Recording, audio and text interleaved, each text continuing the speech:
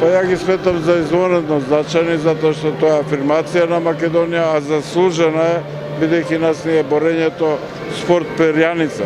Медали имаме освоено во борење, нови медали можеби, не можеби, него сигурно ќе освоиме. Има едни генерации нови млади и ветераните, бидејќи се континуитет на тоа борење, заслужуваат целосно внимание.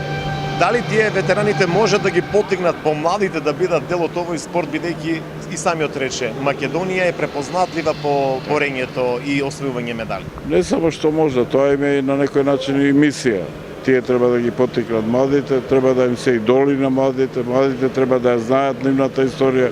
Така тоа се е еден значаен континуитет во целиот спорт. Колку Македонскиот олимписки комитет ги поддржува борачите во Македонија за да бидат дел од големите надпреварувања? Па, ние значајно ги помагаме, нормално тоа се ограничени можности, меѓутоа секогаш сме го помагале борањето, а нас не е значајно бидејќи борењето е и трофеен спорт, и спорт што е сега актуелен. Еве сега на Медитерански игри освоивме 2 медали, златен и бронза. Значи, нас не е многу важен спорт, а тој е важен спорт воопшто, базичен спорт, нема спорт без борење. Така, може ли да очекуваме на следните летни олимписки игри повторно да бидеме со медал Македонија во борење? Што мисли Тупорковски? И јас би сакал, треба реални да бидеме, не знам дали тоа ќе се случи, иако освоивме сега медалја златна и бронзена на Медитеранските, имаме шанси во таеквондо, во карате.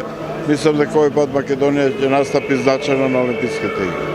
Прво да се заблагодарам на Федерацијата на борачките спортови, што ја даде оваа чест да ние бидеме организатор на едно такво првенство на ветерани, кој што за прв пат во Македонија се одржува и то во Струмица. Клубот Извор, сите знаеме дека беше една од најатрактивните спортски екипи и една од најзаслужен за тоа што ниедна екипа во Струмица не беше државен првак за време на Југославија.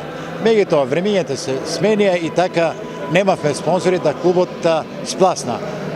Одржувавме секции, мислам, младинци, кадети, меѓутоа не можевме да дојдеме до надпреварачките лиги и затоа решивме повторно да го обновиме клубот со тоа што ево јас како председател на клубот го прифатив ова понуда од Федерацијата за да дадеме повод на младите, па и на струмичката публика и на струмичкото население да видат како спорт е борењето, бидејќи некои веќе го имат заборавено, пред 20 години клубот не постои. И се надевам дека од овој момент веќе имаме сала, имаме опрема, ќе почне да работи со пионерска екипа и се надеваме дека Извор е поднебие на борењето, што можеме за 2-3 години да бидеме пак меѓу првите во лигата на надпревари. Затоа мислам дека треба и да не прифатат сите институции да помогнат во финансирањето, да Струмица има пак еден добар и јак клуб. Јас се надевам дека денеска ќе видиме овие борби од ветераните. Тие се ветерани од 40 до 60 години, кои што се поделени на категории 40-45 години, 45-50 години, 50-55 години и 60 години. И овде се поделени во повеќе категории, секоја возрастна категорија се има пак уште по 2-3 категории.